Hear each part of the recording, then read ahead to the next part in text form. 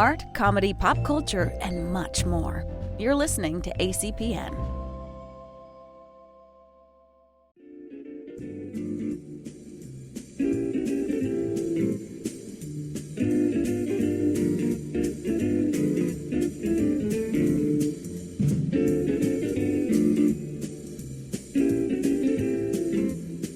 Hello, young Swimcast citizens. Space Ghost here, a.k.a. George Lowe, inviting you in for all of the creamy, enjoyable listening goodness.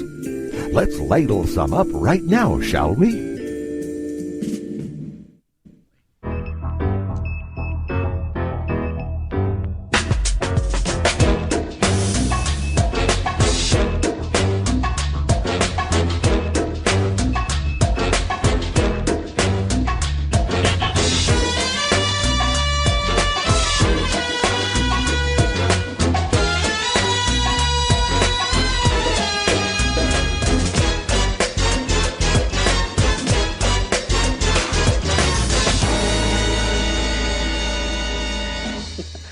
Everybody, it's that time again.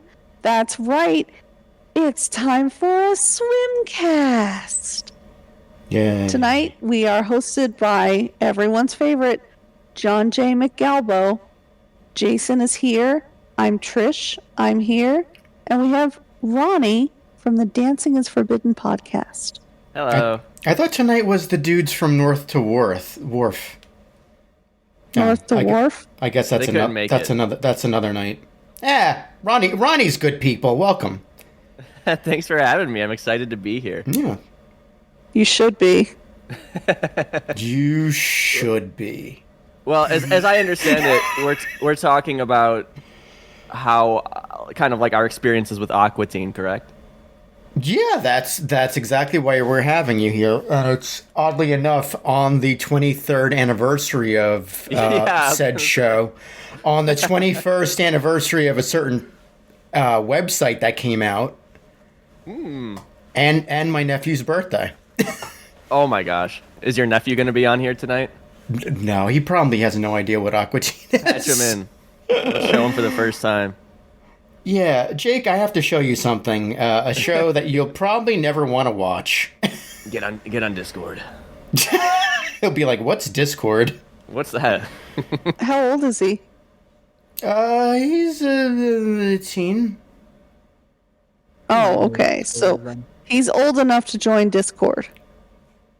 Oh, yeah, he's not like 12 or anything, making random... I think he's too old for Discord. Random pictures. You're never too old for Discord.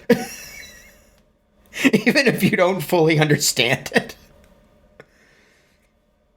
I'm like, what is computer? Bash it. Just bash it to pieces. Good. All right. Anyway. What were you going to say? I was going to say it's very serendipitous that we're here on Aqua Teen's 23rd birthday. And I want to say I'm excited to be here with you guys. Of course, thank you, John, for asking me to do this, because not only are you guys also big Aqua Teen fans, but all of us here have dedicated a portion of our lives to the show in one way or another. So I'm excited to see what we get into today. Absolutely. We're just going to share stories and, talk about Aqua teams and things of that nature. Trish, let's start with your age-old question. I don't know, Ronnie, if you've ever watched the Swimcast or any of our interviews, but Trish has a very important question. All right. Ronnie, yes. You cannot say a dead one. It is verboten. Just, you can't. And okay. I will explain after I ask the question and you answer it honestly. But you cannot say dead. So this is really important. This is why we start every interview with this question. What is your favorite kind of cat and why? Well, I guess I would say a house cat, right? Like, could this include big cats? Any kind of cat. Big cat, small cat, black cat, white cat. I will say black cat because I have two black cats. So I'm going to have to represent my girls. Oh, boy. Billy and Jean here. and I'm gonna have to do him proud on this podcast. Ronnie, you have officially become kindred spirits with Trish. I'm the black cat lady. I have 5. Oh my goodness. And a calico. So 2 black cats and the calico live in our house, and the other 3 black cats are feral. They've lived on our property for over a year now. Like, they just showed up. It was a mama and her 2 kittens, and the kittens got big. They got so big, they're not little anymore. I don't know what to do with myself because they used to be so tiny. Okay. We're all getting bigger. So the whole dead cat thing was something that Dana had brought up when we first started the show. Yeah. and he basically was ranting about how there were feral cats in his backyard pooping all over the place, and how 3,000 pounds of feral cat shit. Sinking his lawn in. Yep. So yeah, that's why she's like, you can't say a dead cat. Why is he mad? That's fertilizer. Free fertilizer for your grass. Thank you. Thank Dana. you. I don't think it was grass. I think he had an alleyway that they were just randomly or arbitrarily shitting in. Free fertilizer for your concrete, for your brick, or your concrete, or your asphalt, Dana. Brick and stucco and feral cat shit. Maybe he lives in like Charlie's apartment and It's Always Sunny, and Charlie's like, you gotta huff the glue and then eat the cat food and then go to sleep as fast as possible. Because otherwise the cats will start screaming and they don't stop until the morning. Oh, Lord. Nobody's seen that episode. I totally have to catch up with that show. I've only watched like a handful of episodes. You gotta watch it in order. It's like Archer to me, where, now that Archer's done, I can finally catch up on episodes, because even the last, not the last season or the season before, but like every season before that, it was like, oh, cool, Archer's back. I'll watch a couple of episodes and then I slide off because something else is going on. Yeah. Right. Well, it's hard too when it's at like 10 o'clock on a Sunday. That's what a DVR is for. Or what's a DVR? What's that? What's that? Anyway, Ronnie's not here for Archer. He's actually here for Aqua Teen, because he has the Aqua Teen Hunger Force podcast. Tell us about that. You make it sound like I've got competition here. Well, I mean, explain how your podcast first, and I'll get into it. Yes. Yeah, so my podcast is Dancing is Forbidden, and what I started doing was episode deep dives, because I just wanted to go through the entire Aqua Teen episode on the podcast and just share anything I learned along the way, because nobody else was doing that. I was surprised because, as you guys know, for sure, Aqua Teen is this huge show, but there's little communities here and there, but for whatever reason, like, I was shocked to see it didn't have a podcast. Like, the subreddit, it's picking up more now, but even at the time, like, it wasn't that used. So yeah, I started doing episode deep dives, and eventually I started to get so many questions that I could not find via Google that I started talking to the guys on the show and getting answers from them. Awesome. So what I wanted to get at was, cool. Yeah. So 2007 we started the show, and God knows how we've continued it this long. It's kind of the Aqua Teen, I guess, of Adult Swim podcast, where we just, just show up with 5 episodes here and there. You gotta change your name once in a while, though. Well, it's funny you should mention, because originally the show was Aqua Teen Central Presents podcast invented for the internet. Oh, okay. So we tried to do Aqua Teen stuff. And because 2007, we only had the movie, there were no Aqua Teen episodes in 2007. I actually just looked it up. It was just the movie, and everything else was like Super Jail had just come out, Xavier had just come out, Drinky Crow had just come out. We had the first half of Frisky Dingo. We had one surprise episode of Perfect Hair. We had the first half of Metalocalypse Season 2. Lucy, the Daughter of the Devil. The final 2 episodes of Harvey Birdman aired. All the bangers. Yeah, all the bangers. Season 1 finale of Assy. Most of Season 2 of Boondocks, Robot Chicken. We had new shows, live action shows coming in, Fat Guy, Saul, Tim and Eric. So we had I think 2007 must have been the big year for variety of shows, except for Aqua Teen. So when we got around to doing the first 10 episodes of what was supposed to be the Aqua Teen show, we were talking about all these shows that are out, and we're well, why are we limiting ourselves to Aqua Teen? Mm-hmm.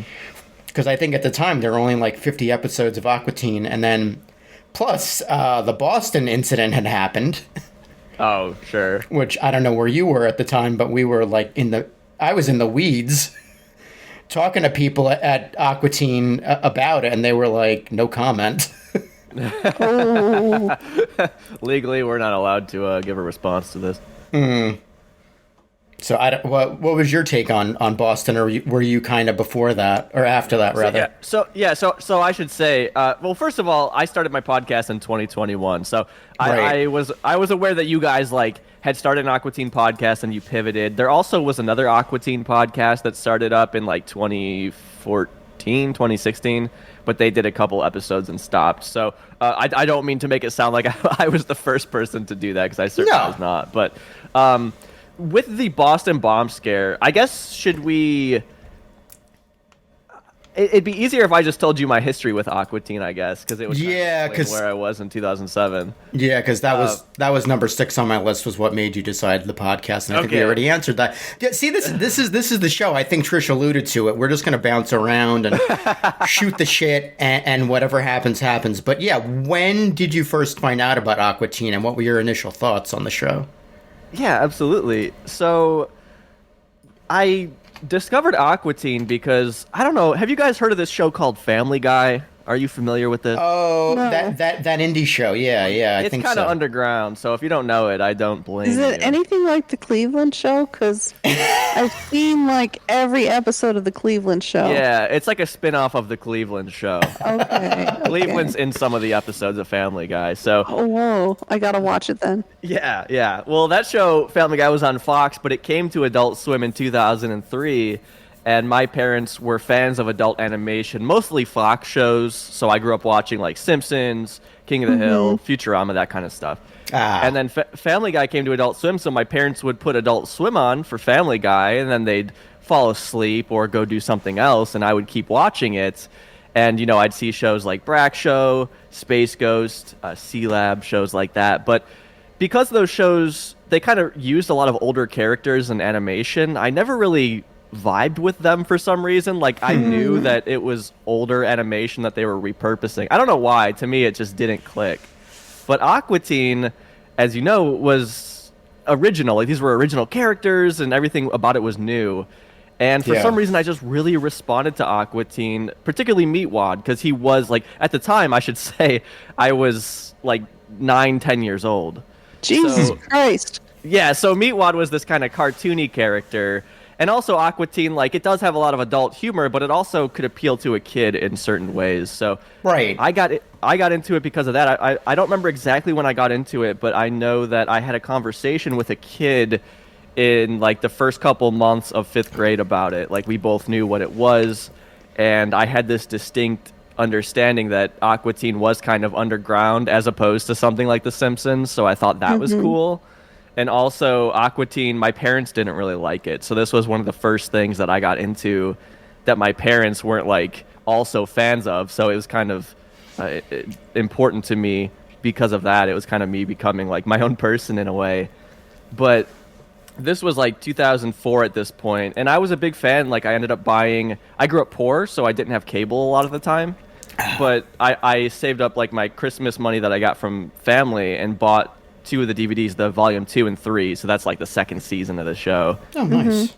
And so I'd watch those on repeat over and over and over again for basically a year until about late-ish 2006, 2007. I remember just kind of moving on towards internet stuff at that point, watching Salad Fingers and stuff like that, and getting into that side of things. I love Salad Fingers. My husband hates it, but I love it. I should say, David Firth, the guy who does that, he does like more traditional comedy too. Like not all of his stuff is that weird. He has some really absurdist stuff like Aqua Teen, some like Dadaist stuff too, which I think I was probably more drawn to than something like Salad Fingers, as much as I loved that. But my point being, to your question, come 2007, I had just gotten my first girlfriend. I was like 13 at the time. And I kind of stopped, like, I had seen my Aqua Teen DVDs a bunch of times, so I was kind of over those episodes. And like you said, in 2007, they weren't really airing new episodes anymore. Yeah. So I kind of fell off from it. So I actually, when the film came out, I wasn't even aware that it came out. And same thing with the Boston incident. I just was not paying attention to anything other than, like, what was happening on MySpace at that time. So I missed Boston, but I would love to hear kind of how you guys got into it because, like I said, I was 10, but I know that you were a little bit more of an appropriate age to get into Aqua Teen. Well, I don't think it's a secret, although people have up-aged me, but I'm 42 now. A friend of mine keeps saying, you were a baby when Aqua Teen came out. I was like 19. I was in college, and I've told the story a number of times, but I'll tell it again. I spent a lot of my weekends at my grandparents' because there was a lot.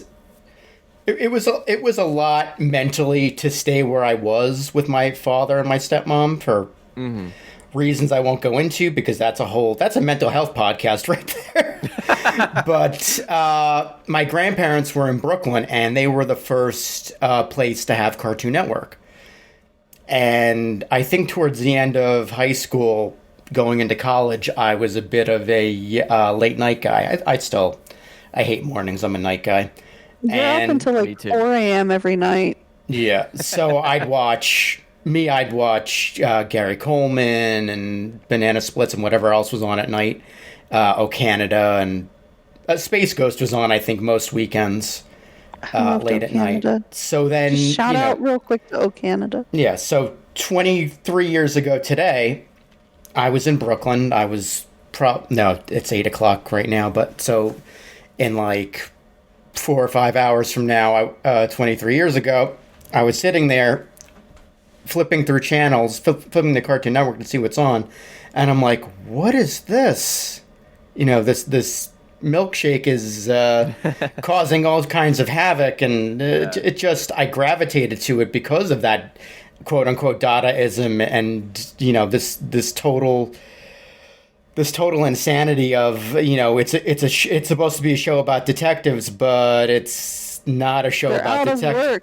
They're out of work and they're doing all this other crazy stuff, and it's like, whoa. This is how I got into Aqua Teen. And then I had a site based on Mystery Science Theater that wasn't going anywhere. And when the episode started airing, I just started doing like a couple of screenshots. I think I put it online. I had done a college project on my first website. It's kind of the precursor to Aqua Teen Central. And wow, there was like no merchandise at the time. I think Cartoon Network was selling like one t-shirt with the three of them on it. So I like put that up. I pretended to put DVDs up because the DVDs weren't out for a few years. Right. Yeah. And from there, just, that, I don't know. It's a totally long story from there. I'm sure it'll be told more in depth at some point. And maybe that's a whole podcast to itself, is just going through the history of Aqua Teen Adult Swim Central. maybe next year for the 21st birthday or 22nd birthday of we don't have to wait that long, but okay, maybe we'll see. Maybe sometime next year though. Maybe. Hopefully not in like August. Hopefully before then. What about you, Trish? Aqua Teen. It's because of Aqua Teen that I have some of my best friends. I saw this show and I thought it was like amazing. Like somebody got me, like somebody finally understood what I needed to watch. And I have watched so much TV. TV is why I don't have a Baltimore accent very much. but it was so amazing. Like, and I love C Lab 2021 and everything. And I used to watch, like John used to do, Oh Canada every weekend and everything. And I was a night owl. Right now it's like our plans for New Year's tomorrow are stay up until 9, celebrate East Coast, and then go to bed. But there will be champagne involved, so it's all good. But and then I was kind of dating this guy, and he got me into this site athf.com, and I just made so many friends like immediately, and I became a moderator on the forum, and they had Ask the Aqua Teen, so I would fill in as Frylock, and then I met this one guy, Ether, and he was pretty cool. We talked about abortion a lot, and wow. And one day I messaged him on AIM, and we talked for 14 hours, and 21 years later, I think, we're married. We've been married for 13 years, so that's pretty cool. I also, and then one day this guy comes on the forum and he's like, hey, I'm not trying to steal your thunder. This is number 2 in the hood. This is aquateenscentral.com. And I'm like, okay, this guy's pretty cool. So like I start talking to him and I join his forum. And then I meet this like super hot gothy chick who's like, fuck you guys. Don't make fun of how short I am. I mean, she didn't say that until, we met her in person. But so I have like 2 of my best friends because of Aqua Teen, and I have a husband because of Aqua Teen. It just always, and Carl, there was something about Carl. Like, She loves Carl. I fucking love Carl. I don't know what it is. Like I'm super like feminist and like, equal rights for everybody. Don't treat me like an object. I mean, Adam can, obviously, because he's my husband, and, that's always fun. But, like, I'm like, what a pig. But I fucking love him. He knows what he wants. Yeah, and I almost got a tattoo that says, it don't matter, none of this matters. To remind myself in times of high anxiety that it really don't fucking matter. None of this matters. Get out of my freaking car. Get out of my freaking pool. So, I don't know. Aqua Teen is like, it means a lot to me. Like, a whole lot.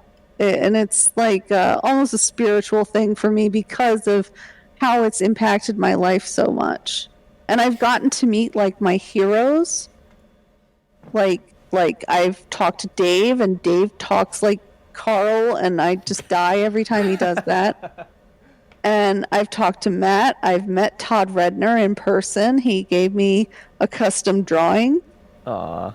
What was it? It was Master Shake dressed up as a cop. And I was like, did John tell you my grandfather was a police officer? And he was like, no. And I was like, you don't know how much this means to me. Aww. Because it's like 2 of my worlds combined. I won't get into my grandfather. He was the best, but that's, like John said, another day for mental health. That's the mental health cast that we don't have. Yeah, we need to do that. We do. No, we don't. It's just the 2 of us ranting about childhood traumas. Oh Lord, that'll be like a 5-hour episode podcast at a time podcast. Yes, Adam would never listen. It'll be cathartic, but it'll be a podcast. Yeah, no, let's not. Let's not and say we didn't. True. Jason, how about you? Jason? When it first aired, I was in elementary school. I will say that. 23 years ago, I was in 4th grade, I'm pretty sure. I didn't see the show until I was in high school, I don't think. A friend of mine had the DVDs, and we ended up watching that and like a ton of Family Guy DVDs and shit. I knew about Swim. I wasn't allowed to watch it yet. except for like the few times I convinced my grandparents to let me watch it when they were watching us and stuff. But like growing up, all I watched Cartoon Network, I watched Nickelodeon, and then I watched with family and not just tons of Simpsons and King of the Hill, The Critic, all the Fox animated series. I was always a huge fan of those, so I just sort of grew up with a lot of adult animation and just sort of all of those great years of 90s and 2000s animation. So when I eventually did get to like Aqua Teen and Swim, it just sort of became another addition to that collection, I guess. But it was also a gateway to the whole network, which I love and adore so much. And I remember, like, I saw the movie in theaters. I remember, we talked about Boston. I remember seeing that on the morning news here in New York City. I remember the day that when it happened, I saw it on the morning news, and I thought it was hilarious seeing a Moonanite right on TV. And then they were them acting all serious about it and shit. It was like, this is the funniest thing I've ever seen. And I remember I got to see the movie in theaters. I convinced one of my classmates, one of my friends, to come with me. And I remember there was maybe us and like 2 or 3 other people in the entire theater. And I remember vividly the moment Carl comes on screen, one guy in the back of the theater just screaming and cheering for Carl. That was me. That was Trish, yeah. That was me. Yeah. I think I found John, and I found the site probably, was it through the Adult Swim boards? I'm pretty sure, right? Yeah, I used to pop in and out of the Adult Swim boards. I think towards the end, it wasn't really favorable to me. Yeah. But like I used to pop in. Like, because of the boards, I wound up meeting you and everybody, and then I wound up here and meeting you at the Dave and Dana show. Yeah, and the Aqua Teen live show. That was so much fun. That was such a fun night. That was a fun show. I'm mad about that venue's existence right now, but that's an entirely different situation. Well, that's an amalgamation the venue's of existence. What is it, like the White Power Center or something? No, it's fucking quick version of it. There's a Japanese pop singer I want to go see live, and they picked the smallest venue in New York City, and it's the same theater that they put the Aqua Teen live show in, which feels like the theater that you would put like a taping of The Daily Show in. Oh my god! Yeah, it's not very big. Seats. Oh, okay. 2,000 seats for somebody that'll fill out a fucking 15,000 seater in fucking Japan. But Is it the one guy from that one band, John Cook? No, I don't know who that is. He did that song with Charlie Puth. I barely know who Charlie Puth is. Oh my god! Same. What is the song? Radio. I listen to it all the time. Okay, I haven't listened to the radio in a I'm while. too old. But yes, yeah. This is that's how I got to here and Aqua Teen and everything like that. Adult Swim is great and I love it, and it will always mean a lot to me, even if I'm not watching it a ton these days. Mm-hmm. So I have a question for Ronnie and Jason, both of you then. Because for me, I watched it as an adult and I was like, this is adult humor, I get this. How did ATHF shape your childhood? Like, what, like, did it change who you gravitated towards in, cliques and friend groups? Or, did it kind of like make you think like, okay, maybe I want to do this when I, graduate high school or college or whatever, so that I can be impactful in the same way as Carl. Maybe invent a magical machine that will make everything bigger, and then you can have a huge penis and eat the crabs that come out of your underwear. Well, I was trying to do that before Aqua Teen, so that didn't influence that decision. Well, I want to say, first of all, disturbing. I'm like, your guys' experience was different than mine because I was so young. Like, I did talk to a kid at school about Aqua Teen, and then growing up, a lot of my friends did like Aqua Teen, but we didn't talk about it a lot. But like, it seems like you guys made a lot of friends because of it, and that was not my experience growing up with it. It actually, I felt kind of isolated. Like, oh, nobody else knows what this show is. I don't have a whole lot of people to talk with this show about, which is also kind of why I started the podcast. And obviously now I've got, like I've got you guys, and I've got tons of other people that love this show. Right. But in terms of like how I don't know that it influenced my sense of humor. Absolutely, 100%. Like doing the podcast now as an adult, I'm 30 now, and it's like I'll see an episode for the podcast that I haven't seen in like 15 years and be like, holy shit, I still structure jokes that exact same way as this joke in this episode that I saw growing up. Like, I don't realize I'm doing it. So it certainly like influenced my sense of humor, which I think is a lot of like who I am as a person. And it also, like, I went on to love Tim and Eric, for example, and I don't know if I ever would have gotten into that if it wasn't for Aqua Teen priming me for that kind of humor. They're not exactly the same, of course, but they're somewhat similar. They have both kind of yeah. Yeah. I was going to say they have a history because they bounced off of Aqua Teen, and that's how they were able to. I don't know if you ever heard the story about Odenkirk. I know I've heard that like Dave is the one that got them on Adult Swim. Like he's the one who passed their tape on.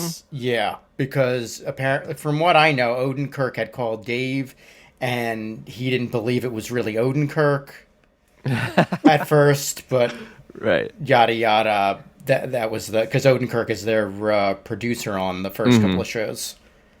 Right. Well, also Tim and Eric, both of their first television appearance was on Aqua Teen. It was the Hypnoderm episode. Right. Was the first time because that premiered before Tom Goes to the Mayor did. So that was their first TV. But like I said, the show certainly influenced my sense of humor. I'd be interested to hear what Jason has to say. I have a similar sentiment. I mean, it wasn't really so much of a thing for me growing up because I did find it in high school. I don't remember exactly when, but like growing up too, I was watching a lot of The Simpsons and a lot of The Critic, a lot of King of the Hill. I watched Family Guy when it first came out. I was into all of that stuff before I even got to Aqua Teen. And I found out about it because of somebody that I was hanging out with, who knew about it, who was already watching it, who had like DVDs and stuff. So like it was part of like a friend group I was already in because we all drew stuff and we all watched tons of cartoons and stuff like that. But then finding it and then watching it, it definitely did shape like my sense of humor and like what I was going to get into, because same way, I think if not for getting into Aqua Teen, I probably never would have gotten into things like Tim and Eric or things like, Xavier and everything else that's on adults. So everything else that I watched, like even like 12-Ounce Mouse and stuff like that. If I never would have found that stuff, and I never would have gotten into it if not for getting into Aqua Teen first. So like similar, thing there. It did definitely shape my sense of humor, the things I find funny, the jokes I'll make and stuff like that. A lot of that I have to thank Aqua Teen and Adult Swim for. I think, and I've said this in different places, that Space Ghost was kind of the granddaddy of them all. But I think for maybe the younger audience, Aqua Teen was kind of the gateway drug, so to speak. I want to say, because I remember seeing Space Ghost around that time when I was a kid and being fundamentally aware that the kind of jokes they were making, in my mind, it was just grown-up humor. And so I instantly wasn't interested in it because I was like, this is for adults. I'm too young for this, because Space Ghost was very just wordplay heavy and just a little too maybe Dadaist for me at that time. But Aqua Teen, like, kind of made it a bit more presentable in a way, which now I fucking love Space Ghost. But at the time when I was a kid, it didn't appeal to me, but Aqua Teen certainly did. Did you watch... Sorry. Either way. I was just going to say... Oh. Go ahead. Okay. Did you watch Cartoon Planet, or were you too young for that? Because I don't remember when it was on. I think it was like 96. I don't remember. I must have been. I certainly watched Cartoon Network, but like Cartoon Planet, I don't remember like any of that. So it's possible maybe I saw it if I like randomly caught it at some point, but no, I don't remember. There was a really lot of watching it. Brack. There was a Right. lot of Brack. It was Oh, yeah. so good. It's funny that that's what you were going to say, because that's actually what I was going to bring up too. Oh, really? Yeah, because I watched a lot of Cartoon Planet when I was younger, when it was still airing, when it was still on Cartoon Network, and I know that because I vividly remember watching. Vividly remember loving Brack and Zorak and Space Ghost and the songs, and I had the musical Barbecue soundtrack on cassette, and wow. I listened to that so much that the tape got warped when I was jeez. younger. Oh, So that, wow. I guess, probably primed me a little bit for being into Adult Swim stuff eventually. You know? Yeah, I think not TNT, TBS had aired it from time to time right before I started seeing it on Cartoon Network. And that was a whole other thing, because I knew who Space Ghost was, but I didn't know the other characters. Yeah. It was interesting and also a gateway kind of thing. So Ronnie, going back to Aqua Teen, what are your favorite episodes that you can, at least your top 3 or 3 in general, that you can sure. Well, going off of number 3, I would say it's probably MCP Pants. Classic. Right, it's just a classic episode. Like, I like that you have Meatwad and Carl getting along in that one. Like, they're hanging out throughout a portion of the episode. Frylock actually kind of solves a mystery in this one. Like, he figures out what MCP Pants is up to. And just, like, I mean, I feel like any fan of Aqua Teen, I don't need to explain why MCP Pants is a great episode. But, like, just MC Chris is amazing. Oh, yeah. And it's just, I think it's a great episode to show people for the first time who aren't that familiar with Aqua Teen. And also, I'm a musician, so anytime, like, a part of the reason I loved Aqua Teen was all the music jokes in it. And I feel like we definitely get that with something like MCP Pants. That's true. In second place, I would say Total Recall, because growing up, I always loved that one. And it's just, it's just another solid episode, right? Like a lot of Aqua Teen episodes rely on Carl getting fucked over. And and Total Recall is like this grandiose fucking over of Carl, of course, with the super toilet and everything. And there's that whole classic intro of Frylock kind of trying to get Carl to answer the door, and then he locks Carl out of his own house so that he has to take a shit outside. Like, it's just great from beginning to end.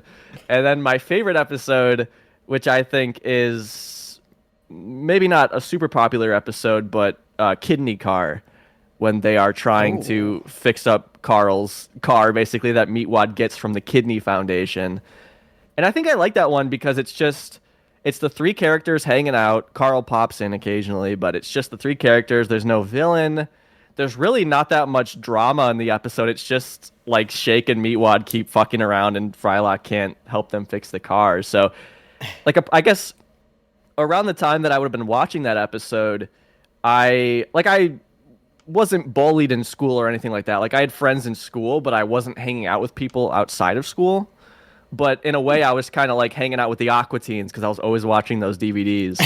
So I think that episode is like a great example of, like, they're just hanging out trying to fix up a car, but they don't know how. Like, that's the entire episode. That's funny. So it's a bit of a sentimental pick for me. Can I ask you a question? Why was the second Moonanites episode with the foreigner belt not on that list if you're a musician? That's a good question. That is a good question. I think classic rock is, like, I get all the references they're making, but that's not like the music that means a ton to me. Like, for example, in Super Sirloin, Meatwad gives up rap and he like puts on like this like corpse paint and he's like, yeah, I listen to bands like Iron Maiden now. I liked that a lot because I liked Iron Maiden as a kid. But I guess the bands in Revenge of the Moonanites aren't my favorite bands, I guess. Okay, well, I didn't grow up with that episode, so. See, that's my favorite of all time. And I grew up listening to Foreigner in the background, but after that, I put Foreigner on all my fucking mix CDs. I was like, Waiting for a Girl Like You, Cold as Ice, They're good songs, yeah. Hot-blooded. You're Yeah. Hot-blooded.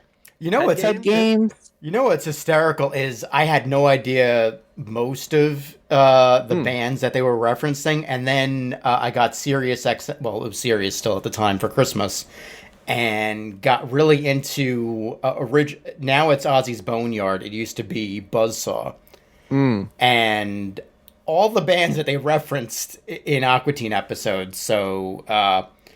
Yes. Foreigner, Scorpions. Yep. I don't know. Bryan Adams. No, not Bryan Adams. No, it was like all the hair metal bands, all of the rock bands. Yes. And it's like this channel, like Aqua Teen trained me to know these bands and these channels. Yes. Yeah. Well, because like my parents were into a lot of that music, so I guess I would give honorable mention to Spirit Journey Formation Anniversary because like I knew who Zakk Wylde was as a kid. So like when he's on this fucking episode, it's like, what the hell is like how do they have these exact people that I like just happen to know as a kid? And Danzig. Yeah, and like Danzig too. Yeah.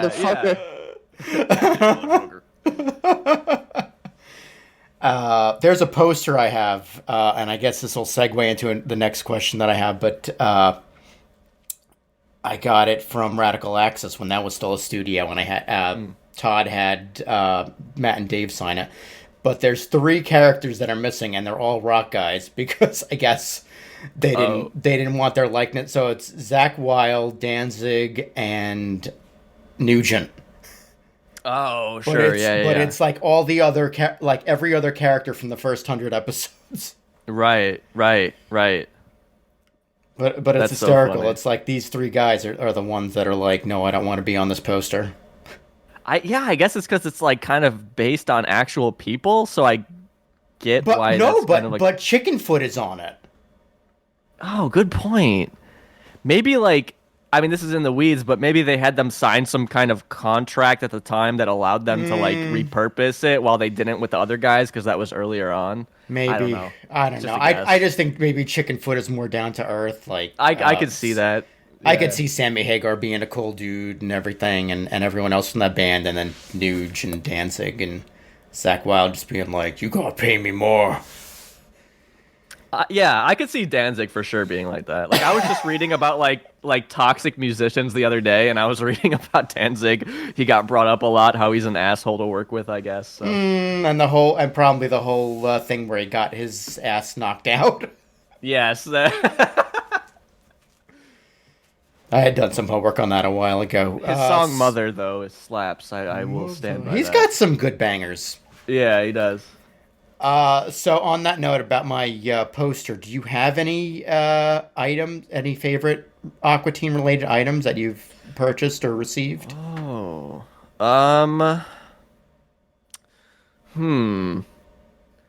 I mean, like, the examples I could give, like, for example, Dave sent me a script from Colon Movie Film, and he wrote something really nice on it in regards to the podcast. So, like, I guess that, but, like, I guess I would go with that. In terms of, like, pure item, I would go, Dave sent me, like, a blow-up Meatwad doll. Or not a doll, but like Beach a ball? it's kind of like yeah. You probably know what it is. Yeah, I like that. I had that, but it ended up dying. Yeah. Mine wouldn't stay inflated for the longest time, but I got it set in a spot now where it's fine. So I don't know. I guess they're kind of touchy. Yeah. They I can't. They have some cool merchandise that a lot of it lasts. Just not the inflatables. Probably not so much. Yeah, like I understand why. It's obviously, and plus I don't know how old these are at this point. Probably almost 10 years old. It's like how long are they supposed to stay intact? You know. True. So that kind of segues us into another question. How did you first get in touch with Matt and Dave? I mean, like, I don't know how to get in touch with them. I used to. We met at the Men's Tickle Club in Atlanta, Georgia. Oh We're meant my. to go to tickle each other. No. I met Matt through Dave. I met Dave just really on Twitter. He posted about a political candidate. This was after I was doing the podcast. So I'd been doing the podcast for over a year at this point. I had MC Chris, Jay Edwards, and Nick Gibbons on the show. Oh, Oh, we love And- Nick. Yeah, all really nice guys. where's his sound clip? Oh, here's his sound clip. SDCC, which stands for Suck Dick Cock Cock. So yeah, it was on Twitter with Dave. Really, was that MC Chris who was saying No, that? no, that was Nick Gibbons. He's a friend of the show. Oh yeah, that was Nick. Okay, He For some did- reason, I met him. He was like, he wasn't an intern. He was like a PA for Radical Access, and he's just an right. awesome guy. I'm sure you know already. But Yeah, super he's nice. He's a friend of the show, along with Todd Redner and a couple other people. But early on, we had a lot of them on as guests, and I think that was from our first Swimmy episode where we used to pretend to do award shows. Mm-hmm. and that was like the best event of the year or something. And that was San Diego Comic-Con, so it's just like SDCC, which stands for Suck Dick Cock Cock. that's so funny. Nick's always doing crazy shit. Like he has so many funny just like YouTube videos he uploads and stuff. Oh yeah, and he said I was like, because with ACPN, which is our comedy pop culture stuff. I was like looking for video content to run throughout the weekends, and he's like, "Sure, take some of mine." Oh wow, that's so cool. He's got some really cool, like his bowling alley. Oh, Dark Alley, yeah. Dark Alley. Oh my god, I want to watch that. Like every time I've watched it, I've gotten so sucked into it, and then I'm like, great, this isn't ever gonna fucking air on TV, even though it's brilliant. Oh, I haven't seen that. Yeah, Oh no, I've seen a teeny bit of it. He tried he had a Kickstarter out where he did the first episode and was hoping to sell the pilot somewhere, but like everything else, it didn't pan out. Right. That's like one of the biggest things I've learned from doing this podcast, because I'm not like a TV guy, is how all of these brilliant guys have so much great stuff that they just cannot get like greenlit. I'm like, dude, that sounds horrible. I would kill myself if I was fucking doing that. Getting rejected so many times on these like brilliant ideas. Yep. But to answer your question, Trish, basically with Dave, so like I said, I've been doing the podcast for a little bit, and then I would like tweet at him here and there, and he would never like see it or respond or anything. And then one day he posted about supporting a political candidate, and it just so happened to be a candidate that I supported as well. So I was like, hey, I'll donate $200 to that candidate if you come on my podcast and let me interview you. Huh. And then he was like, oh, sure. And then I guess like we did the interview, he went back and listened to it. He really liked it. So then out of nowhere, he's like, hey, do you want to have Matt on your podcast? And I was like, are you kidding me? Because like Matt doesn't really do podcasts. No, he doesn't. No, he's one of the guys we've never had on the show. We've had Dave, we've had Dana. I've had Matt on the video. Oh, really? Yeah, he did a convention. He did is it Anaheim? He did WonderCon. Before it went to Anaheim, where was it? In San Francisco, Trish? Yeah, I would not go to Anaheim for anything. No, well, ever. that's too far away from you. Yeah, San Francisco's really far away now, but at the time, I was living in the Bay Area. We were like, I don't know, like an hour away, and we took the train, and it was a lot of fun. We almost missed the train getting Indian food going home, but we made it. So, but that's really cool, and I really hope the political candidate was a good person and not Dr. Oz. Yeah, no, his name was Donald Trump. I don't know if you're familiar with him. Oh, okay, he's great. That independent guy. Yeah, he's independent, and Dave's like, send him all your money. I said, all right, Dave, I'll do it, but you got to come on my podcast. Nice. But it's just been a shock, because I thought that I would interview Dave and that would be it. I thought I'd never talk to him again, but they've both been super receptive to answering any questions I have about Aqua Teen for my podcast, and Like they've both even just offered to come on at certain points. Like, that's wow. Like when I was covering Dirtfoot, I asked Dave, I was like, hey, your grandmother was in this episode. I had some questions for him, and he's like, oh, why don't I just come on and talk with you about it? Because he didn't want to just respond about his grandmother over email. So yeah, I've been very lucky, and they've definitely made my podcast a lot better because I could get actual information and answers from them, as opposed to my best guess on things. Yeah, and it's really cool that you have the access to them, because I was listening to the Hand Banana episode, and I'm like, wow, this is really cool, because it's like from their personal perspectives, and then you can go ahead and discuss the episode afterwards, and an insight that you have. Right. Yeah. No, when I started the podcast, I did not think that I would get to like know any of I didn't think they'd even know about the podcast, and if they did, I didn't think they would care. But it's been absolutely the opposite. Yeah, no, and that makes me love the show so much more. I mean, as you know, John, like how much these guys like love their fans, they love the show, and they just are ecstatic that people love it as much as they love making it. Absolutely. I was just going to say, when I started Aqua Teen Central, I had no idea what I was doing with it. And then I'm hearing that Matt and Dave love the show, that Ned loves the show, and everyone else who's involved in the show is like loving it. And Todd, remember, he used to listen to us while he animated.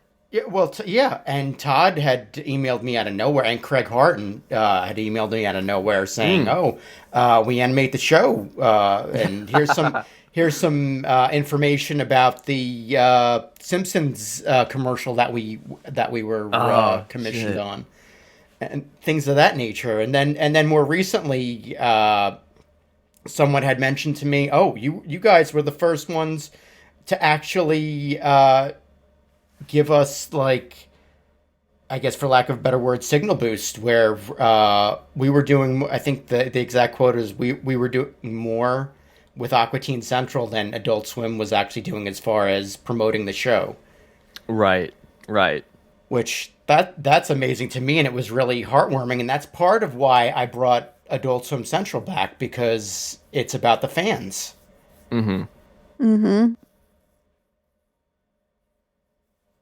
And John, like, because you told me that at one point, that one of the Aqua Teen crew members said that to you, and like I kind of internalized that in a way. To me, that was a much appreciated bit of information to share, because I'm like, I didn't start my podcast to like do free advertising for Adult Swim. You know what I mean? Like, they have money. Like, obviously they're not like super rich, but they could afford to pay you, John. They could afford to pay me for what we're doing, and they don't. So it's kind of like, all right, like if I feel like posting about, hey, like new episode or whatever, I will. But it's easy to fall into it thinking like, oh, I have to do everything to promote Aqua Teen. But it's like, well, no, I'm doing a free job for Adult Swim at that point. So to me, it helps me just be like, no, I should stick to what I enjoy doing and why I started this podcast, and like why my listeners listen, as opposed to just trying to be like Adult Swim's unofficial marketing arm, because like obviously they'll take that for free all day, but like neither you nor I are in a position to necessarily do that for free. You know what I mean? Absolutely. I agree with that. I mean, we've been doing this show for 17 years, I think. And the only reason we don't do it more frequently is because, one, we don't watch the network that much, and number two, we don't have a lot of guests, and that's not for, well, it is kind of for lack of trying, because I got a little inhibited with press, where I guess I'm more on the news end now, and I don't want to anger anyone at news, but at the same time, I'm like, we're not getting anyone. Maybe I should just throw someone $200 to their candidate and say, come on my podcast. I mean, I'm sure I could reach out to Dave or whoever. I mean, I have some ideas I'm throwing around where I think it was just at the time that I was, I guess for lack of a better word, yelled at.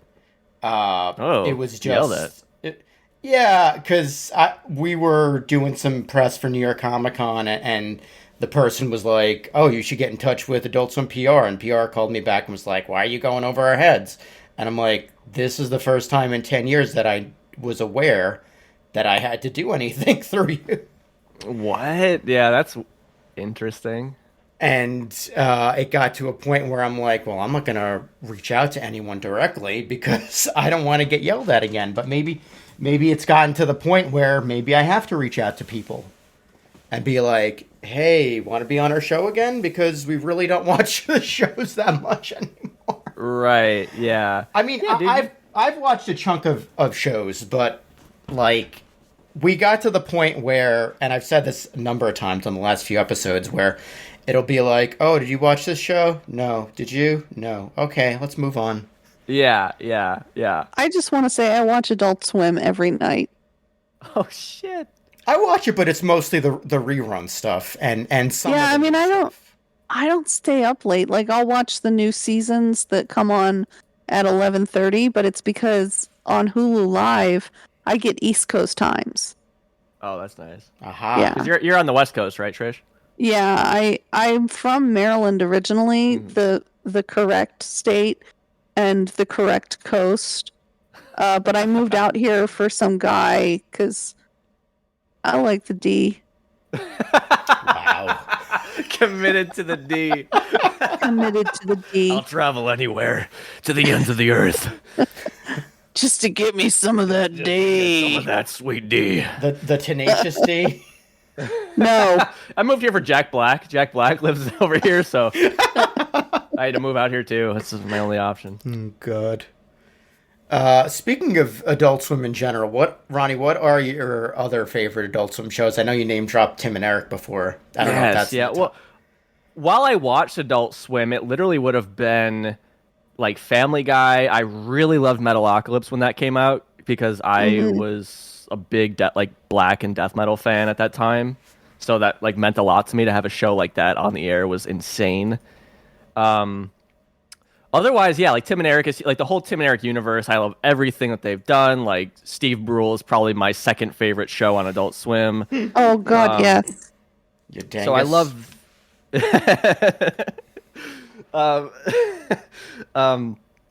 Xavier is one that I really, really, really love. That's such a warped show, but it's still, it's probably in my top 10, I'm sure. Yeah, I loved Xavier or Xavier.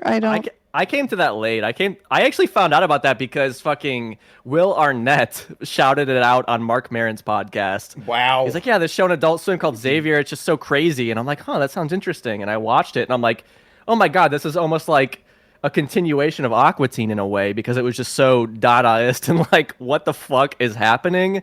But there was still a through line to it in a way that like Aqua Teen did. Yeah. But you know what it was lacking? What's that? The D? Carl. Oh.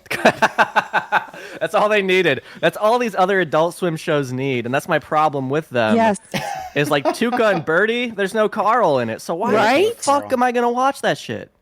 Now I have to bring up to you, and this is a little off topic, but do you remember Carl's weekly prediction His of football block of for the week? Week of the whatever the fuck. Yeah. Old lock of the week. Yeah. So yeah. I didn't Can we see that when just- it was airing. I just knew about it after I started my podcast. Oh my God, Carl! So my best friend was really into football because the guy he was with was into football. He hates it now. He's like, I don't give a shit. But anyway, so he was having a Super Bowl party, and I was the only person there who wanted the Giants to win because it was Carl. Oh yes, of course. And I kept screaming, "Go Nats! Go Nats!" And nobody got the joke. See, I'm a Giants fan, and I like football, and I want a Nats jersey really badly. I know. Like I've been thinking about. I've been trying to figure out a place that I could just get a Nats jersey made. Yeah. It's an opportunity. You know, Fly Dongus, I could probably give you the website we use for our information or our swag. Sure. Isn't Fly Dongus an airline? Isn't that? It is an They airline. sell swag as well. Of course we You sell guys are swag. What else do you guys sell? Hats. They sell hats. I know that much, and stickers. I mean, if I told you, you What kind of food do you guys have on Fly Dongus? Like if I'm Oh my flying God, first class- it's so funny you ask that. We have a huge seafood buffet. Oh, yes. And the photos for it were created by AI. So let me tell you what we have. We have fish that is orange. Yes. We have more orange in some weird shape. Yum. God, I can't remember do you what have else is pizza on. nuggets? No. Aw. Oh, I gotta put those on my shopping list. Pizza Nuggets nuggets. shaped like fish. Pizza nuggets turn you into pizza monsters, according to that AI video. There was a lot of orange, but let me tell you, it's a full seafood buffet.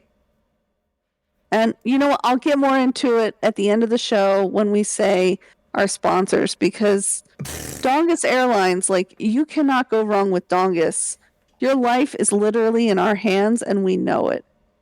Now, I have a question for the Dongus representative here. See, now, Yeah. seafood gives me rangus, hot brown rain. What's your bathroom situation like on those airlines when I'm 1,000 feet in the air?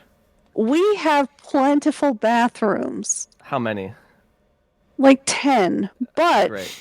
you have to be under 3 feet tall Perfect. and less than 50 pounds to get in. All right. I'm 2'7" and I'm 42 pounds, so I think Perfect. You will make so many Orangus shit in Dongus Airlines airplanes. Like, it will just be marvelous. But we have to move on with the podcast. We will get back to Dongus at the end of the show. I promise. that was a free plug. Yeah. Free plug. I want to for the also, I want to shout out to Home Movies was a show I loved a lot growing up. Yes. And now Space Ghost I love like so much. Oh yeah, It's Space amazing. Ghost again, the granddaddy. Home movies. If there was no home movies, we wouldn't have Bob's Burgers. No, we wouldn't. And going back to Xavier, Xavier's PFR, and their stuff is like all over Adult Swim. Like you can't. But not they go came to out some with show. Teenage Euthanasia recently. Right. I was gonna say That was a very Teenage good show. Euthanasia, Archie Holler, Delocated, Neon Joe, Xavier. Oh, Delocated I love too. I mean, Delocated is so funny. It's not Swim, but Wonder Chosen. Wonder Chosen, yes. That's just That was crazy. one of my favorites. That was my introduction to PFR, and I love it. Same. Yeah. Yeah, just great shows all around. Ronnie, that's all the questions we have for you. You can get the fuck off our show now, if you please. Wow. All right, guys. I gotta catch a flight on Dongus Airlines, so I had to. Don't go worry, we'll hold the plane for you. Hold the plane Stay, and fucking stay. hold the bathroom because I'm coming. Okay, I guess that's where we take a quick commercial break, and we'll come back and do the year-ish in review, probably speed round. Oh, good, because I really have to pee. Okay, go pee. You're, Okay. you're allowed. Is this I will pee. a certified pisser break? Yeah. Yeah, It's a certified. it's a pee break, everybody. We'll be Pee, pee, we'll pee, be right pee. back.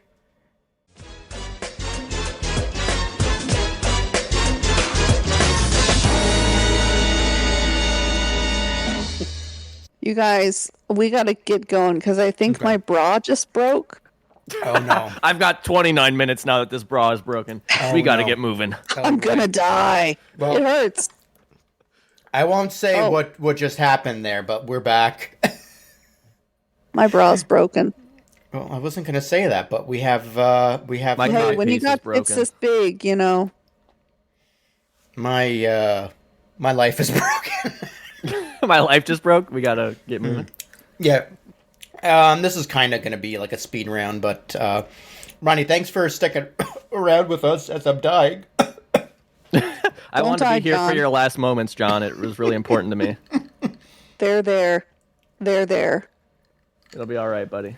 I will pat you on your shoulder when you're dead. I'm leaving that in. That was funny. Edit but- point. No, No, not a point. That was funny. no edit point. Trish, where do you want to start? This is our year-ish in review because of the stuff that. God, there's so much. Can we just stay on topic here and get to the Atif new season because I fucking loved it. There were like so many episodes where I was like, okay, this takes me back to like season 2 and 3. Like, and I won't say these won't be deep dives. You could find those on another podcast. yes. Other one. Oh God, the one with the ears at the end. The Quiet Shake. Yeah. Like in the beginning too, when Shake and Meatwad are using sign language, and Shake is just flipping him off, and Meatwad knows exactly what he's saying, and then they have to walk on the sand, and it was just so Aqua Teen, and the show hasn't been on since the not 2020s. When did it end? Like 2014? 2015. 2015. It hasn't been on the air in like 8 years, and yet there's still that same magic there, and I was very satisfied, and I was very dissatisfied that it was only 5 episodes. Mm-hmm. But I'm really hoping that the higher ups see that a lot of people loved it. At least all the fans we know loved it. I feel like, and they'll give it another season. I'm hoping that too, because it feels like, especially with a guy like Mike O'Lean in charge, the guy who co-created Harvey Birdman, and he more or less said he's into the older stuff. Like, what's new is old now. I mean, this is 20 plus year old content, and it feels like it's cyclical. Like, yeah, what do they say? Every 20 years or something, it's the same stuff. Like, hey, I am retro so stuff happy coming back. boot cut jeans. Hey, I am a happy camper now. I mean, I am too short for most boot cut jeans, but I love them. I don't care that they get frayed. I don't care that they get wet, and you're walking around in wet socks and wet pants. I fucking love boot cut jeans. They can stay in style forever. I said that in the 90s. I'm saying it again. In the 2000s. Hey, my high school styles, they were cute. I looked cute back then, and I look cute now, god damn it. Okay. Nothing's going to stop me from being fucking adorable like Meatwad, or, like, if Adam dressed up like Carl, I would be pregnant immediately. I would take one look at Adam, I would get pregnant if he dressed up like Carl. Just a look is all it took. He doesn't even have to look at me. He could just walk into the room and I'd be, oops, baby. He could be looking down at his toes in those sandals. Did I miss the classic Trish Carl rants on this show? Maybe, but probably not. But probably not. So I like them. Aqua Teen. How do you like it, John? I like the show, the new series, the new episode. It feels like, animation aside, and I'll get to that in a minute, it feels like it never left. It's like, brand new Aqua Teen episodes. The animation, I can see where people have a problem with that, because I know there were some people when the movie came out, they were like, oh, the Aqua Teens look different, and all the other characters look like they're in a different movie. But what are you gonna do the same thing? Right. I mean, I'm struggling to get used to the animation personally. What is it? Shake has more than 3 facial expressions now. I don't. I think How am I supposed This to isn't keep the up? show that I love. This isn't the show that I love. This is a new show now. Yeah. Meatwad can turn into more than just an igloo hot dog and Wayne Gretzky. I don't know what show I'm watching. Fine, Wayne I'm not Gretzky. smart enough for this. Yeah, I finished the season this afternoon. And it's not my favorite Aqua Teen stuff, but it is nice to have them around again. What do you think, Ronnie? I like the overall. I really like them. I think I don't really care about animation a ton, but the one thing I will say is that in some shots, Meatwad almost looks a little too different. Like, I feel like they did a good job on Shake and Frylock, where they look very much like how they looked before, but just in a more modern sense. But Meatwad, I feel like they're using like thicker lines for him or something, and it just kind of gives us this different kind of looking character than I'm used to. But I, for example, in the Anubis episode with the more just high-end animation, they did a funny joke where Meatwad kind of rubs his boogers on the carpet, and they only could have done that joke with that kind of animation, so I did appreciate that. Right. I think with like the animation in general, they only got to do 5 of these. I feel like if they got to make 10 or more, then by the end everyone would be okay with it because they'd be more used to it. But that's true. Yeah, I agree with that. If there had been more than 5, I definitely would have been far more used to it by the time the season was over. Like it was a quick 5 episodes, and it was jarring. Like it looks good. It looks fantastic. And it's jarring when you've been watching the show for so long, and it was always the way that it was, and now it looks like this.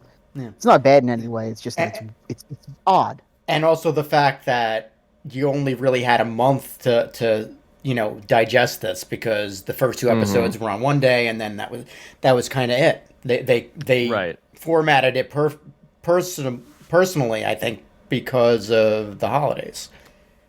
Right. So, I mean, like, honestly, with this season, I say if the show doesn't come back, give it a couple of years, and people might feel differently about these episodes as they get more used to how they look. In terms of the writing and what the episodes were on their own merit, I think they were really good. I think all the episodes were doing something different. They were trying to add to the Aqua Teen universe in a way, as opposed to just like trying to cash grab on fan servicey things. Like they really shied away from that in a really cool way and just did some kind of new stuff, but it still felt like it was Aqua Teen. It felt like it deserved to be. And yeah, I was just like, after the Anubis episode, I was like just upset. I'm like, that's it? Like we're done already? Like it was like starting to get really good. I feel like the episodes got better and better as they went. They did. Now, Ronnie, back to interviewing you. Yes. How did you feel about the second movie? Plantasm, I liked it. I actually liked it more than Colon movie film, which I know is unpopular. The first time I saw Colon movie film was like 2008. A girl I was dating at the time, her dad was into Aqua Teen, so he had the DVDs, and that's how I watched it, because he got that when it came to DVD. And so I was kind of out of Aqua Teen for a little bit at that time. I watched the first film, and I was just kind of like I love the beginning. That Mastodon intro blew me away. I could not believe that. It was so incredible. And leave the rest the of the seat movie, outside, run over it after the show. Take the seat outside. That is my theory, my mantra. Like, if you have a baby, don't bring it into the fucking movie theater like an inconsiderate fucking asshole. Leave the baby outside. That's what they do in Norway. They just leave the babies outside and they go do everything, and then run over it after the show. I did work for AMC for a couple of months as a second job, but they had the under 6 after 6 rule, where if you had a baby under 6 after 6 p.m. you weren't allowed to view the movie. I like that. Yeah, that's reasonable, I think. But so Colon movie film, I just remember I'm like, oh, this is like, eventually it just becomes like a long episode, and I wasn't expecting that. I was expecting more of a movie experience, because I went in pretty blind to what the Aqua Teen movie might be. So I was let down because of that. It's not like I thought it was bad. I was just like, oh, when is this over? You know what I mean? It just seemed like it kept going on forever. Having said that, now I do appreciate that film. But with Plantasm, it was what I wanted from an Aqua Teen film. It was really just like a movie experience, or like a film experience, but with the Aqua Teen. So I liked Plantasm, and I understood what it was going for, and it worked for me. I know that's not the case for everybody, but it had too much plot for me. I mean, I could see that. That's valid if you're just used, if you expect it did have to be like naked Carl. It did. It had masturbating Carl. When I saw it at New York Comic Con, I'm like, Trish, you're gonna love this movie, if not for one scene. But my husband actually works in Silicon Valley, and he couldn't focus on the movie because it was too real for him. It was shit. It hit home too hard. He's like, I don't want to be at home watching the Aqua Teen movie and reminded of work. That makes sense. So, but after the second time he watched it, he was like, okay. Now that I know what to expect, I'm good. This is fun. I'm enjoying this. But I think he agreed it was too much plot. Hold on 1 second. I'm going to see if he agreed. He's like, actually, it wasn't enough plot for me. Yeah, that's the thing. It's night and day with the two movies, and I think the experiences that I have are different because I saw the first Aqua Teen movie. I saw at the premiere. They invited me to, and loved it. And then I saw it, and I managed to find it in Rutgers area and watched it there. And then ever since then, I've been like, where's the sound clip? Because we started the first Swimcast and I had this really bad microphone, and I just, after that first episode, I just kept doing this. And that became and that just became shtick for the Swimcast episodes going forward. Was I like the movie? It's just and then pierces your ears, doesn't it? Yes, I like it. It hurts my teeth. And then I need to go to the dentist. I can feel it in my bones.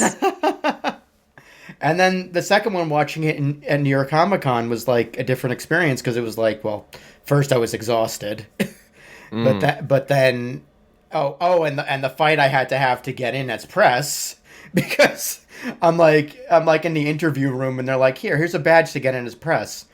Go up to the line. Javits Center security must not have had any discussion with Reed Pop, the people who run New York Comic Con, and we're like, oh, you gotta go on the regular line. I'm like, no. So anyway, that was the thing. Not getting into detail with that because that was too dramatic. But too emotional. Getting into the room and then getting to watch the movie and to our points, it was a lot more plot. So you had to really think about it. So that's when I ended up getting the movie on Blu-ray, watched it again, and I'm like, oh yeah, I get this movie. It's, yes, it does have different animation. Yes, it does have more of a plot, but it's different. Mm-hmm. It's like two different movies. It's night and day. Aqua Teen colon movie was basically meant to be crazy, go nuts, whatever. And, and plus I think the fact that this was colon movie was, I forget the name of the production studio, but this was Warner Brothers and they probably demanded more of a plot. Can I just fill you in? Adam said both movies had too much plot for him. Wow. Sounds like they're just too long. I guess. I don't know. I could watch colon movie every day. I could watch them both. Like I said, they're different movies, but they're still fun. The one thing I was thinking every week for Plantasm, but yeah. Okay, I'm done. I had lost the thought and I got it back. We were talking about the Meatwad animations. I do appreciate that they kept Meatwad's stretchy mouth because that was C. Martin Croker who designed that. Whenever there was, Todd had clued me into this. He's like, whenever there's a stretchy mouth on a character, that's usually when C. Martin, Clay Croker, had done the animation for it. So what do you mean by stretchy mouth? I think you'll notice it more if it's kind of like the mouth isn't like, can you post a picture of it? It's Meatwad, and it's also like the mouths of, I'm thinking of the Inflatable Fuhrer episode where the balloons have like these, like their mouths don't like just move up and down, like you see the stretch come in the mouths. I see. I don't know if I explained that. Yeah, I think I know what you're getting at. Yeah, I'm trying to think if there's other characters that have that. But I you mean like when Meatwad is frowning? No, like when they're talking, you see like a stretch on their mouths. Like the top of the top portion of the mouth stays there, but like the bottom comes out. So it kind of looks like a triangle going down.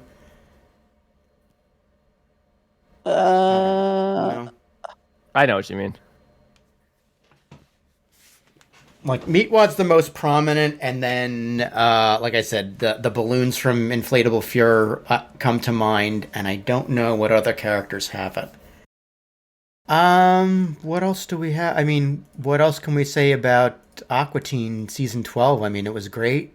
Did you guys have a favorite episode of the season? I need to see them all again. Yeah, I think I have to see them all again. What was your favorite episode, and why was it sit upon? Get lit upon a sit upon. I don't. My favorite is tied between Get Lit Upon a Sit Upon and Anubis. For me, Well, I know why. You have a special spot in your heart for that episode now.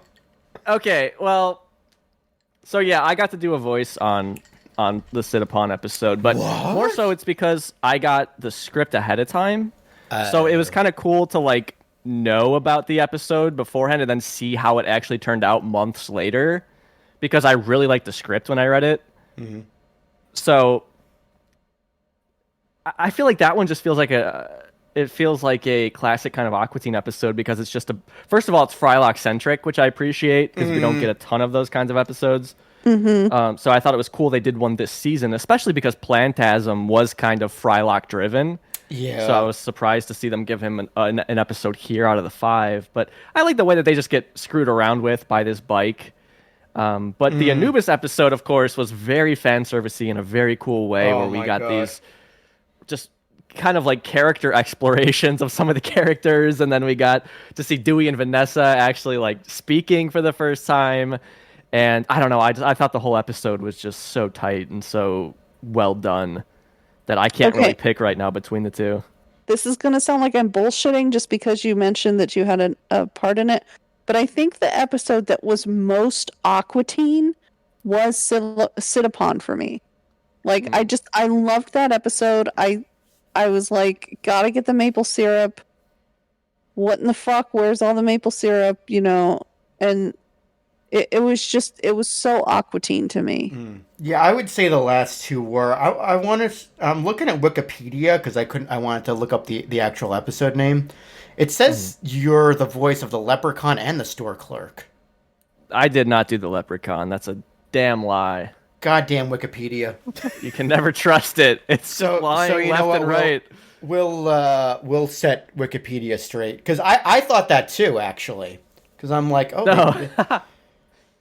But that's pretty badass that they had you do a voice. I know I was a little like, what the hell, when I first heard it, and that's how I was like too. I was like, you want me to do it? Why? I'm like, Trish, at this point, Trish should have done a voice, and I said that in the last episode. Oh, Shaw. But no, that should be Carl's girlfriend in an episode. Oh my God, no! I would die. It's my wet dream. Dave, I need to talk to you for a little bit here. So it's my wet dream to be Carl's girlfriend. Oh my God!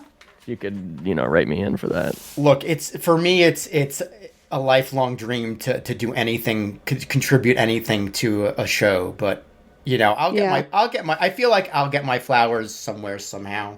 But I'll send you flowers. I'm not gonna push them. No, don't send me flowers, because my wife will end up killing them. Does she? I trust her. She doesn't trust herself. Okay, here's something you can tell Colleen that only she will understand, and she won't really understand it. Keep sending you cookies? Keep sending me cookies. But also, Carl is more important to me than Rhysand from A Court of Thorns and Roses. Oh, yeah, that's not this podcast. That's if she does her podcast again, maybe. But if she does another podcast with the Aquatar, I have to be on that podcast, because I listened to the podcast they did just for the first book, and they kept calling her Freya. And every time they said Freya, we were going over a bridge in the car, and we were listening. Every time they said Freya, I wanted to just jump off that bridge and strangle some fish. Oh boy. I don't know. That's neither here nor there, though. But it is not. It is neither here nor there. But for those of you who don't know who Rhysand is, he is goals. Okay. But yeah, Carl. Carl. I do agree Carl. with you, Trish, on the last 2 episodes. The thing Yeah. the thing that got me about Anubis is, one, I love Brian Cox because not the weirdest show he's been on, but still funny that he was cast as the villain. And then the ending of Anubis, I was waiting for Longburger to show up. Because it just reeked of, and I did this with the movie too. Right. Before the movie came out, I had asked Dave, and he thought I was talking about Dr. Weird, but I'm like, no, Dr. Wongburger, because the whole plot of Amazing just reeked of Wongburger. But then Anubis too, the episode Anubis, it was like, oh, you bring 10 friends and you bring them here. And something, and it's like, this really reeks of Wongburger. I was waiting for the Pyramid Head to be like, I am Dr. Wongburger. Or potentially it could have been MCP Pants, because he's all about bringing your friends to something, you know what I mean? Oh, man. If they...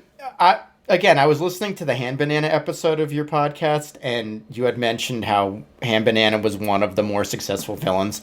If they did another, like, Monday, Tuesday, Wednesday, Thursday, and it was him, Wongburger, and MCP Pants, I think they might be able to pull something off. Yeah, I think, between those guys, I think they could figure something out. Oh, man.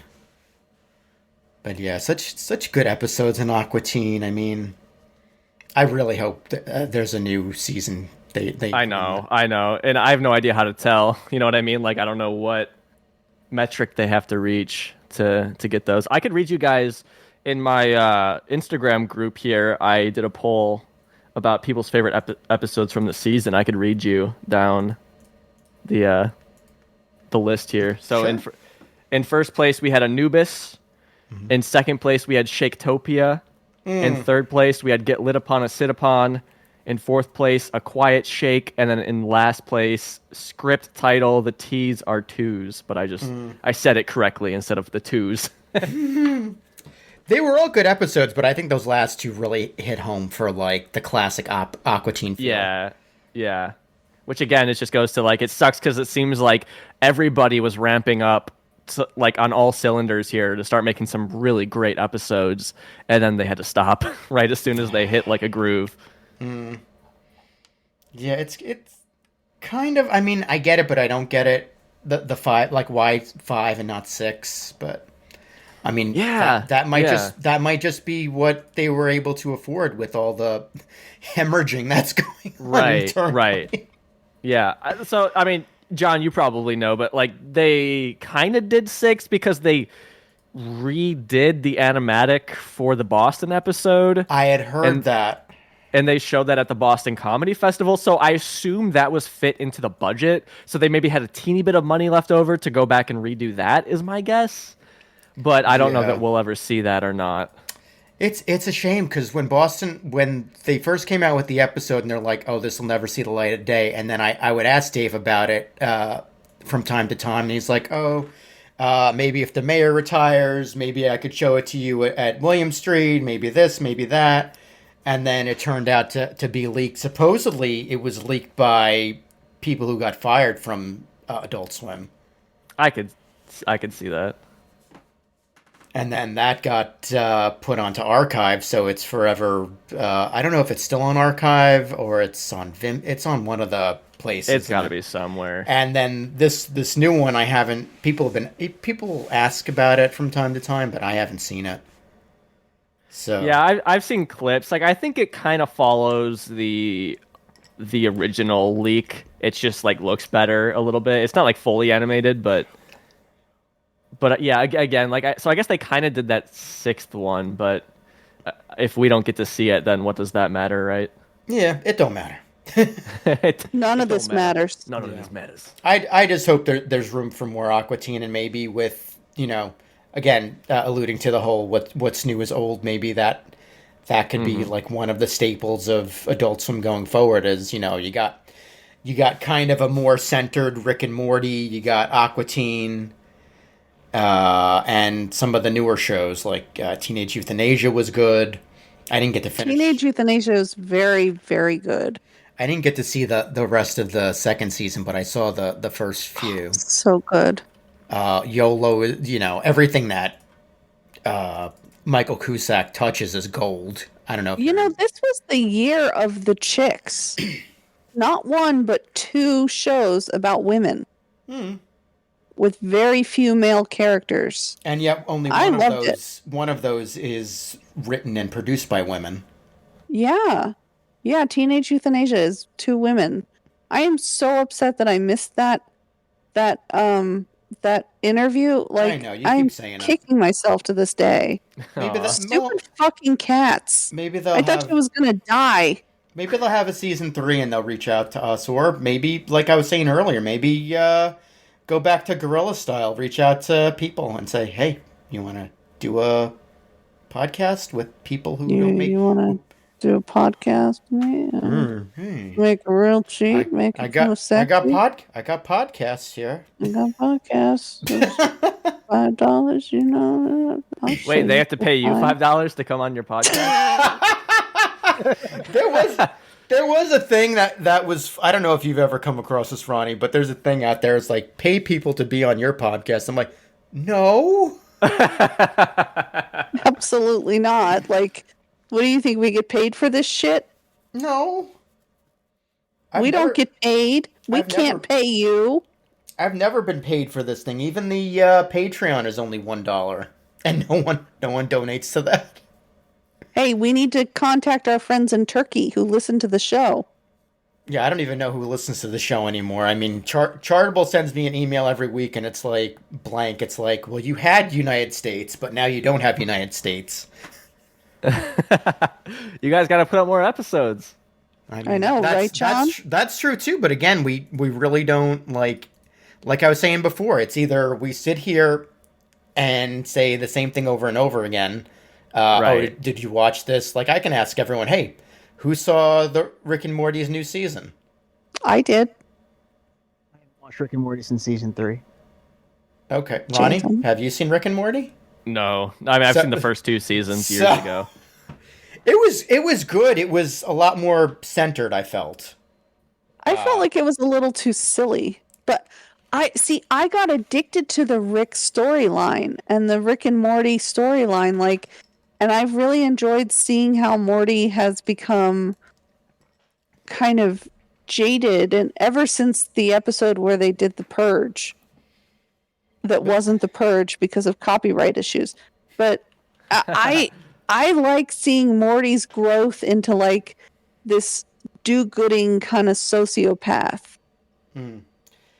But see, I feel like the first 2 or 3 seasons were a bit more silly.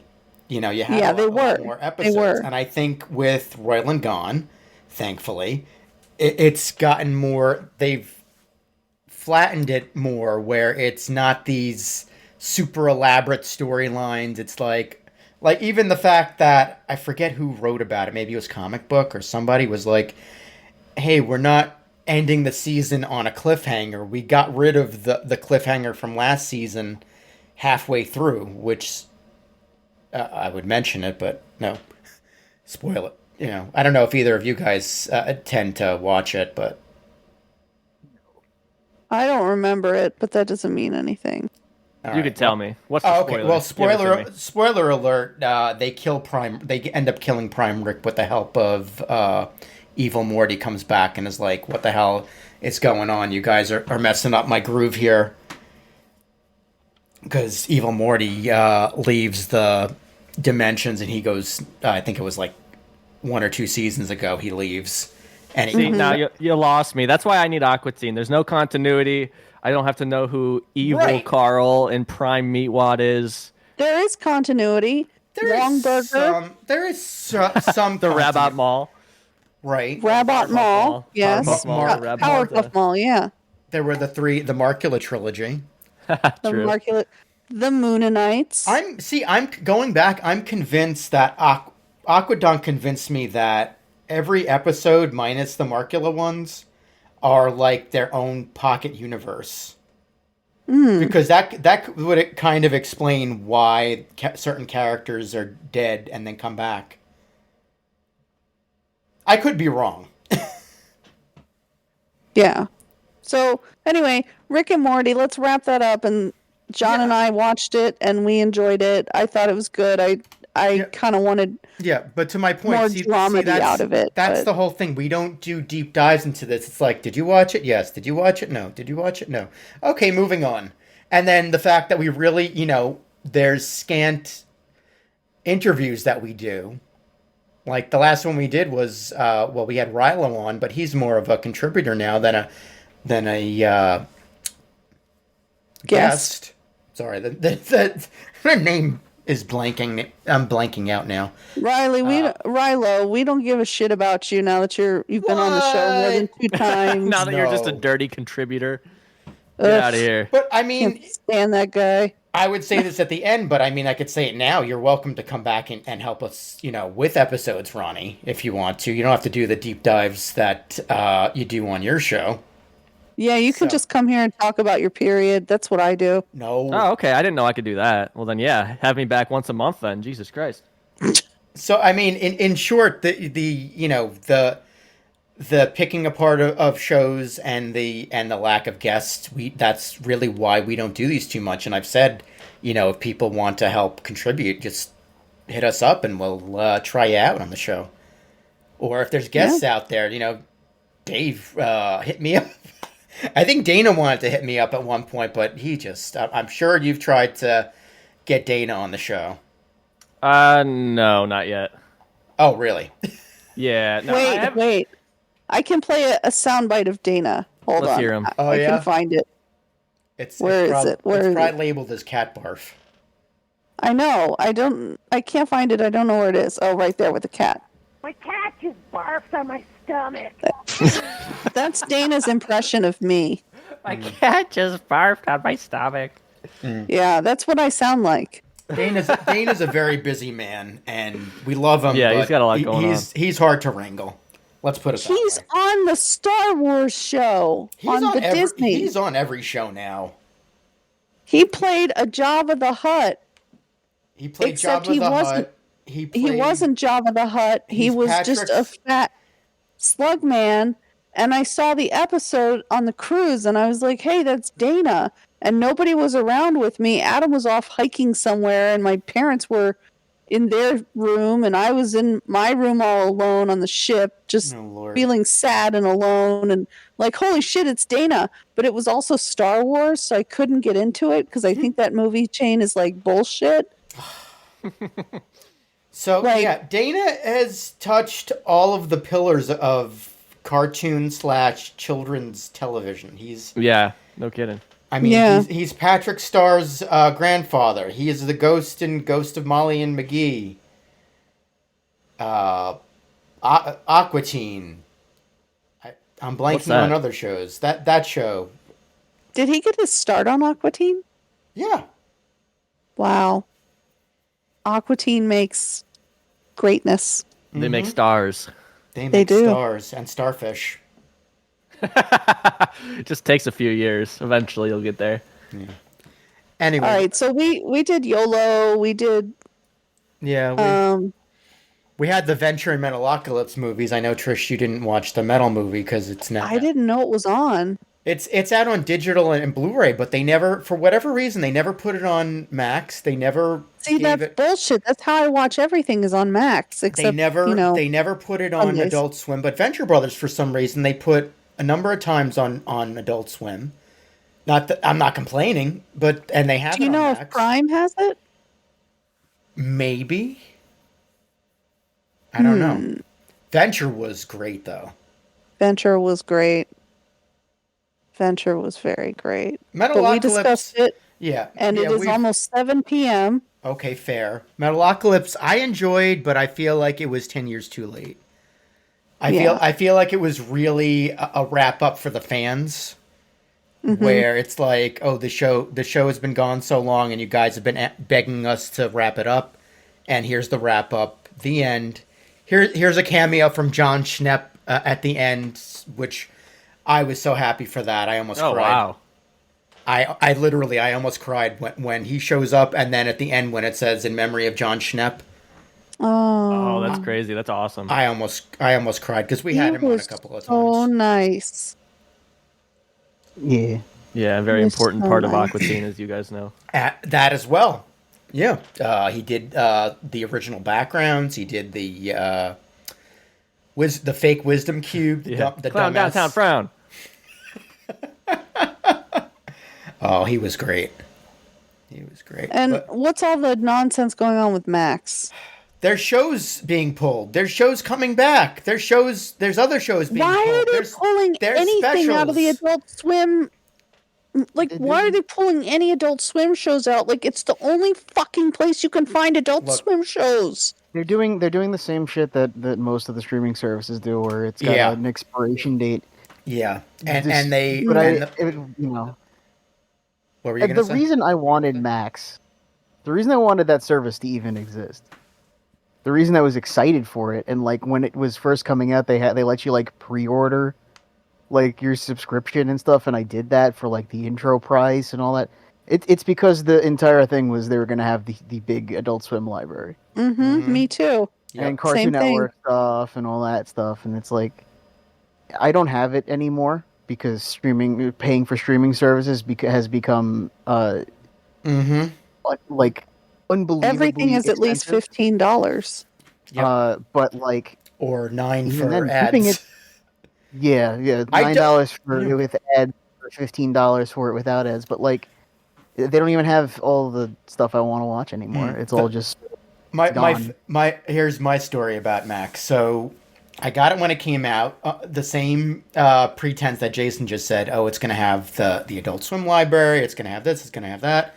So Verizon Fios made me a deal. They're like, oh, if you get the HBO package, we'll throw in HBO Max for free. I'm like, okay, $15 either way, fine.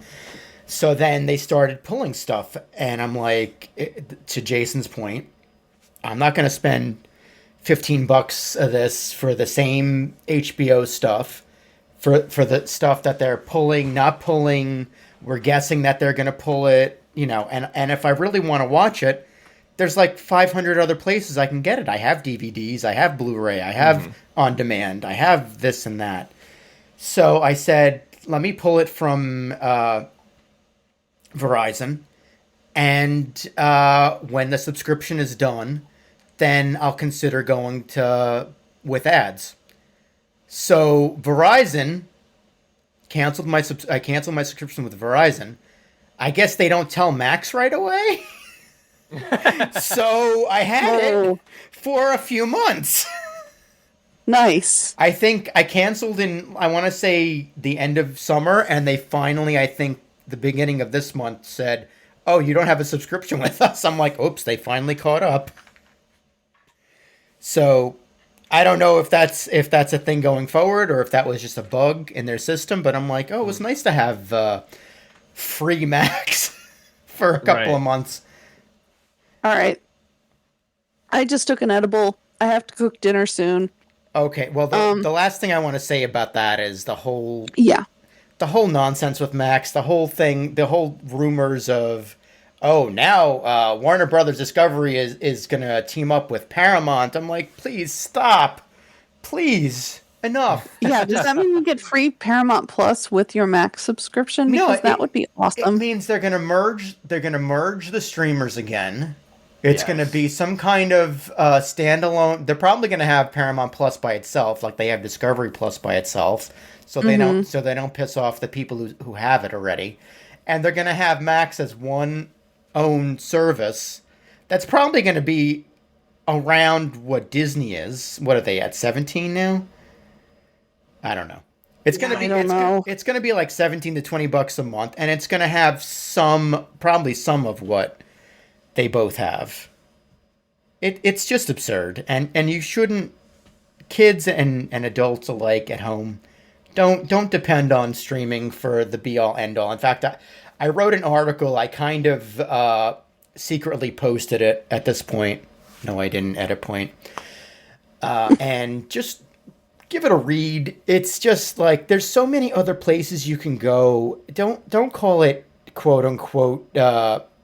Missing media, lost media.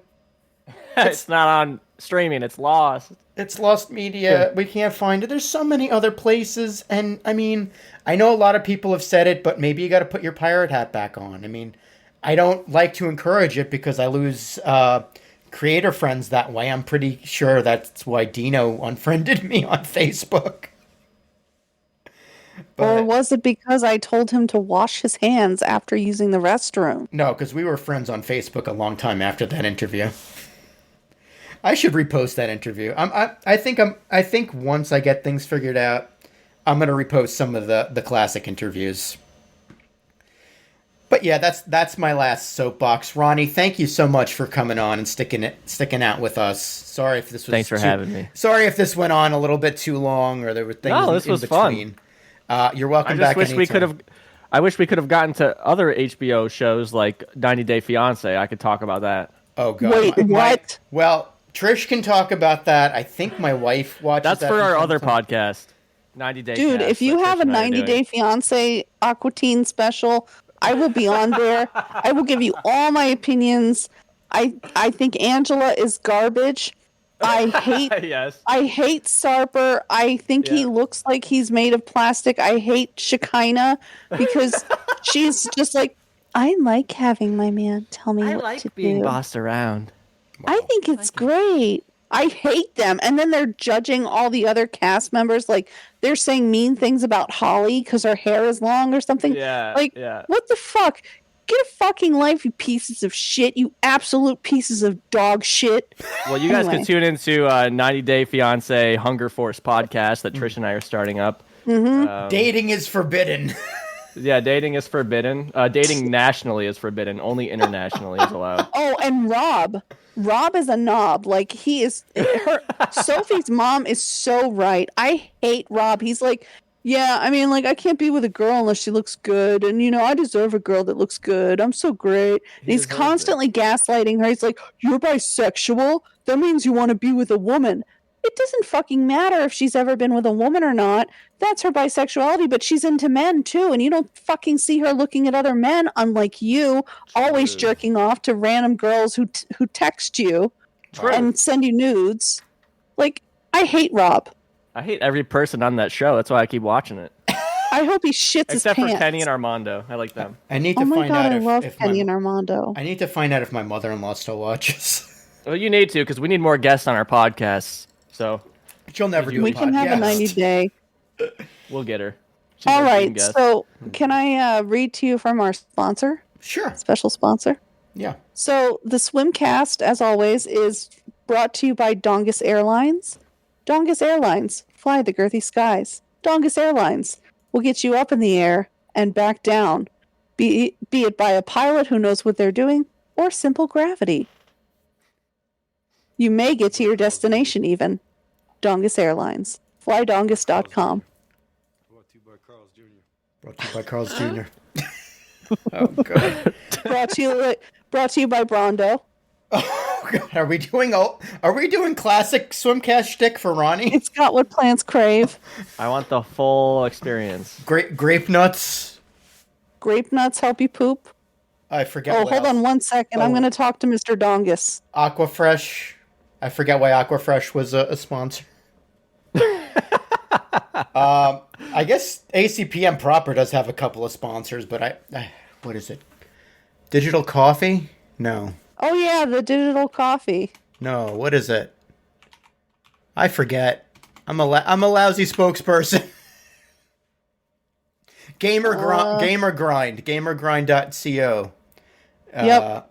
Also, I'm supposedly an official brand ambassador for Bethesda gear. Damn. And I think I'm supposed to be supporting Dr. Squatch. Yeah, if you go to, I think it's Dr. Squatch / John J. Galbo, you can get a kickback back from, or a percentage of stuff. And of course, Gamer Grind, if you give the code ACPN, you get stuff. The big thing is patreon.com/ACPN. $1 a month, you get access to the entire Swimcast library because we only have like the last 50 episodes up. It costs money to run things, you know? Yeah, Ronnie knows. It costs money to have podcasts up on our side. It ain't free. Podcast, freedom isn't free. Podcast, website stuff, website content. We're really... I'm really considering bringing back the Centrals proper. At this point, we're doing a special project soon that hopefully will come to fruition. And on my end, that's pretty much it. I mean, go to adultswimcentral.com, go to acpnet.net. We got all the social nets up. Flydongus.com. Flydongus. Ronnie, what do you want to plug? You can find me at dancingisforbidden.com and onlyfans.com/Ronnie's feet. You could find me there. Damn. Pictures of my feet. Nice. And so much more. I've always wanted to donate to an OnlyFans, but I'm like, who do I donate to? My feet. Ronnie's feet. Donate to Ronnie's feet. This HBO subscription ain't free, John. Help me out, buddy. All right, guys. Well, I think that's it for now, and talk to you guys next year sometime. Yeah, probably in December when we record our next episode. Happy New Year, everybody. Happy New Year and happy next New Year. Happy everything. Happy New Year. May your 2024 be bitchin'. Yeah. Night, everybody.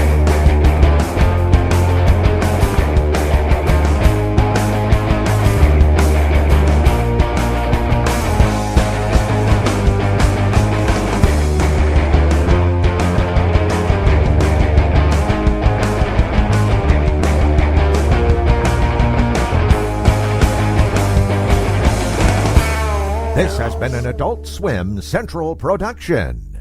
ACEN